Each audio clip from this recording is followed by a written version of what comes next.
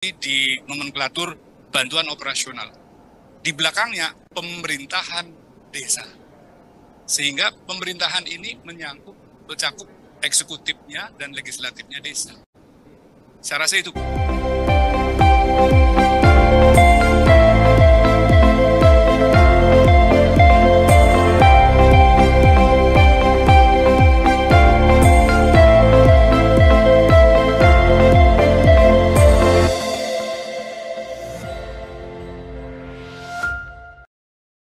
Penguatan kelembagaan pemerintah desa.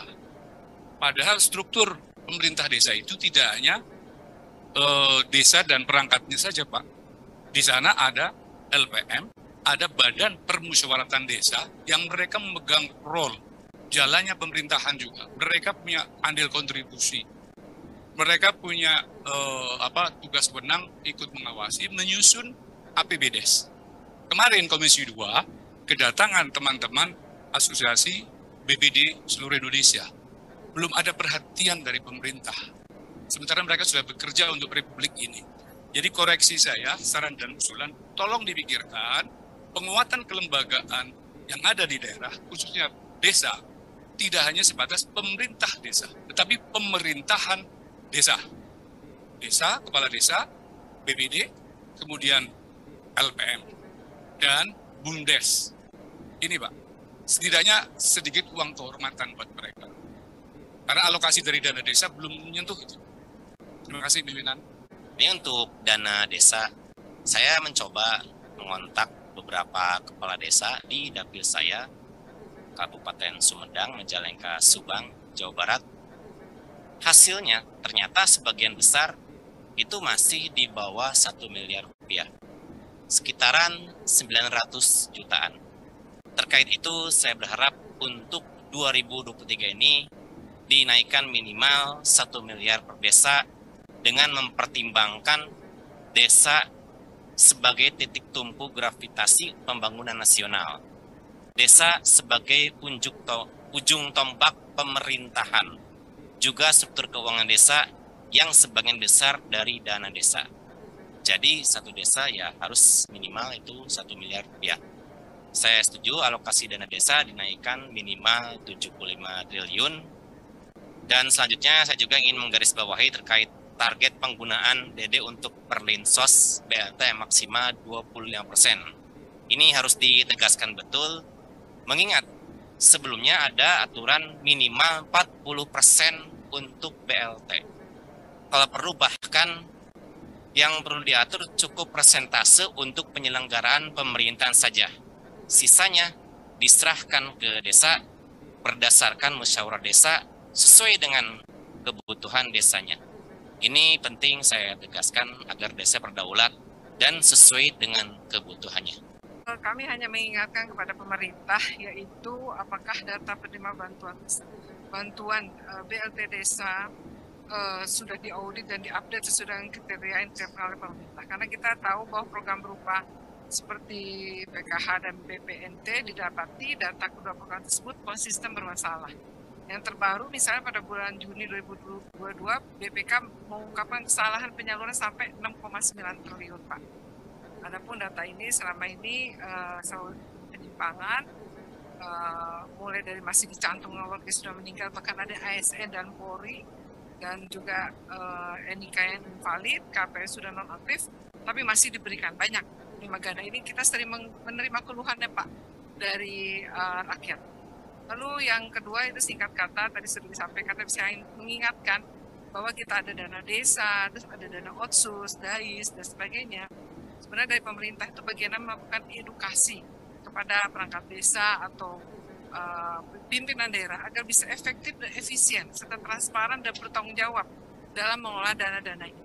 Itu saja, terima kasih pimpinan dan anggota dewan.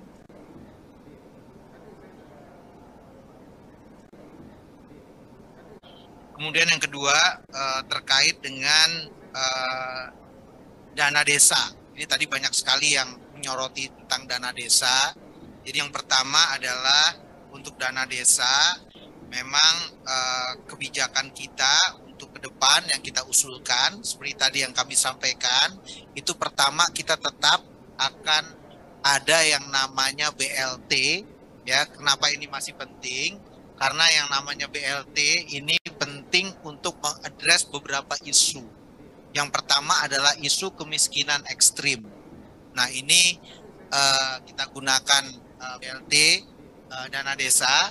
Kemudian juga untuk menangani stunting, ini juga selain kita gunakan BLT, kita juga punya menu lain di dana desa yang terkait dengan ketahanan pangan, ini juga bisa kita gunakan. Jadi ini juga akan memperkuat bagaimana desa bisa memprovide kebutuhannya terkait dengan ketahanan pangan di desanya masing-masing.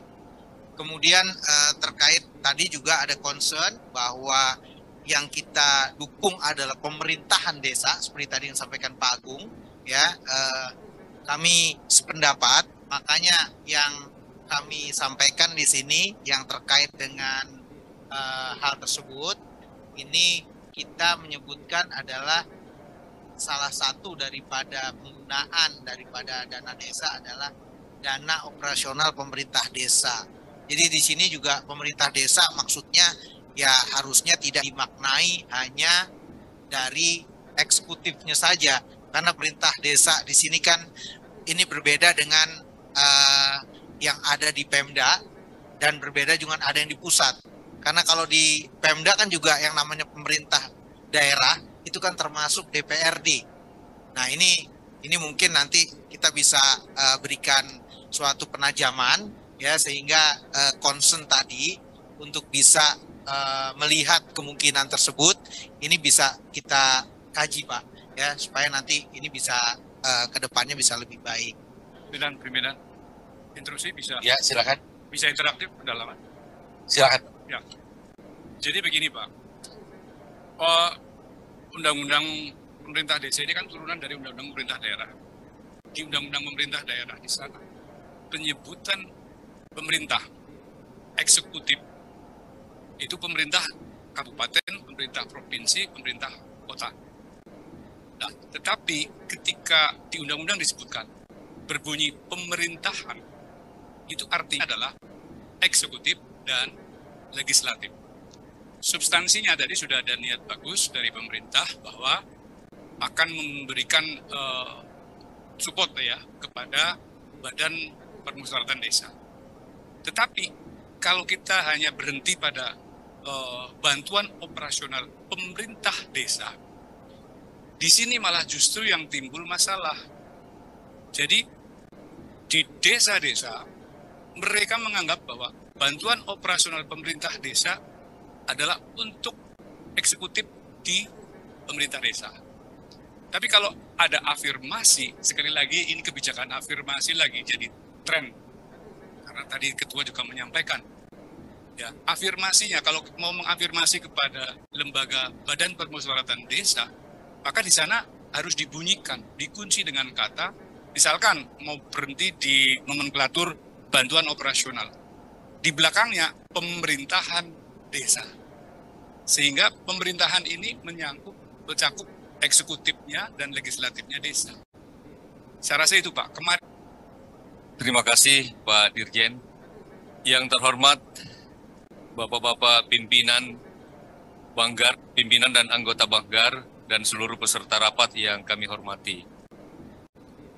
Pertama, ada amanah peraturan pemerintah nomor 2 tahun 2015 yang memberikan mandat kepada Menteri Desa untuk menetapkan prioritas penggunaan dana desa setiap tahunnya, dan itu deadline-nya adalah 3 bulan sebelum tahun anggaran baru dimulai. Kemudian sesuai PP 60 tahun 2014, dana desa ini diprioritaskan untuk membiayai pembangunan dan pemberdayaan masyarakat. Izin menanggapi apa yang disampaikan.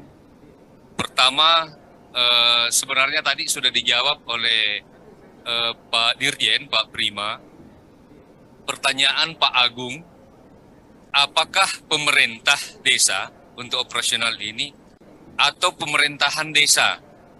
Nah, tadi walaupun dipaparkan dalam paparan dan naskah ini adalah pemerintah desa, sebenarnya kami di Kementerian Desa sudah menyusun Permendes yang insya Allah dalam 1 minggu ini atau paling lambat minggu depan bahkan sudah mengurai apa-apa yang menjadi prioritas penggunaan dana desa di tahun 2023, dan uriannya itu sudah sangat sesuai, relevan dengan apa yang dipaparkan tadi.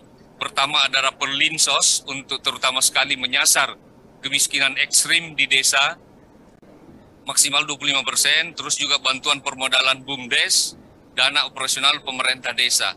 Terkait dana operasional pemerintah desa ini, pada prinsipnya adalah bukan honor pemerintah desa. Bukan honor, tetapi kenapa sampai kami rinci dalam Permendes ini, sebenarnya kami sudah diskusi, ajak diskusi termasuk dari Abdesi yang menyuarakan ini dalam Silatnas yang ketemu dengan Bapak Presiden. Dalam uraian Permendes kami sudah jelaskan, misalnya operasional pemerintah desa ini adalah biaya penanggulangan kerawanan sosial, ini antara lain.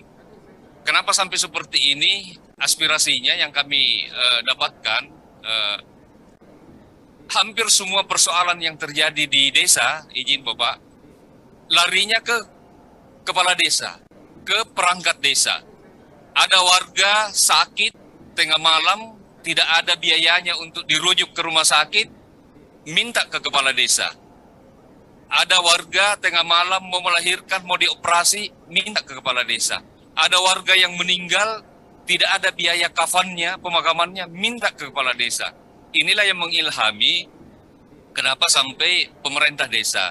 Lalu kemudian kalau misalnya ada usul, dan tentu kami serahkan sepenuhnya kepada Banggar, kalau misalnya ini berubah menjadi pemerintahan, tentu akan kami laporkan tindak lanjut seperti ini.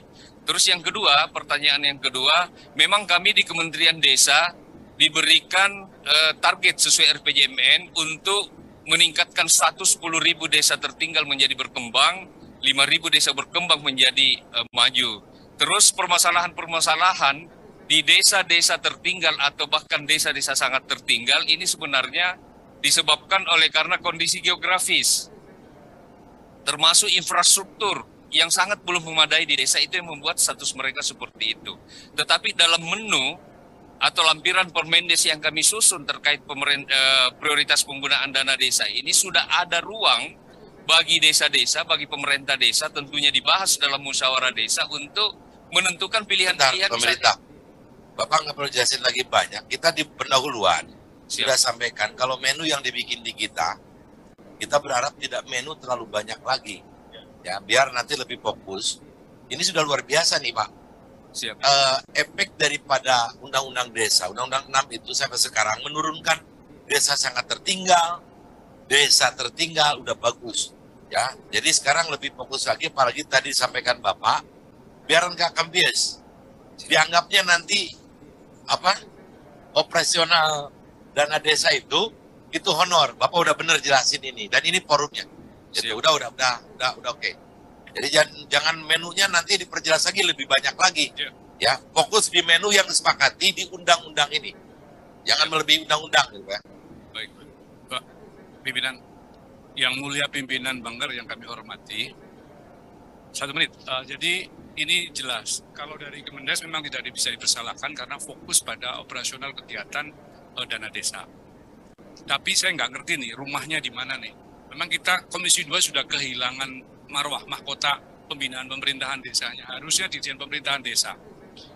Pak, teman-teman anggota Banggar yang kami hormati, BPD ini jangan dianggap enteng loh Pak ya. Ini bisa meningkatkan elektoral kita di 2024 ketika kita berjuang bersama-sama. Mereka, lembaga, ikut serta memikirkan, membuat perdes dan sebagainya, tetapi belum ada alokasinya, rumahnya belum ada. Kalau untuk mengeringankan kinerja dari Kementerian Ekonomi, Kementerian Keuangan, mungkin bisa dititipkan. Jadi bunyinya bukan operasional, tetapi penguatan kelembagaan pemerintahan desa. Gitu. Perkara ada operasional pemerintah desa silakan, tetapi penguatan kelembagaan pemerintahan desa. Tetapi kalau mau Kemendagri mau adopsi melalui Dirjen Pembinaan Desa, ya Dirjen Desa ya, itu bisa saja. Bagaimana caranya dialokasikan untuk BPD. Penguatan kelembagaan, bukan donor. Gitu Pak, terima kasih. Dan beberapa hal tadi akan kita catat Pak, ya menjadi perbaikan kita, dan juga kita kaji, termasuk tadi yang dari Pak Agung, ya supaya kita bisa terus melakukan perbaikan. Dan yang terpenting Pak, mungkin yang bagian desa Pak, kita akan tetap konsisten Pak dengan apa yang sudah kita sepakati sebelumnya, dan nanti mungkin hal-hal yang teknis kita akan koordinasikan Pak.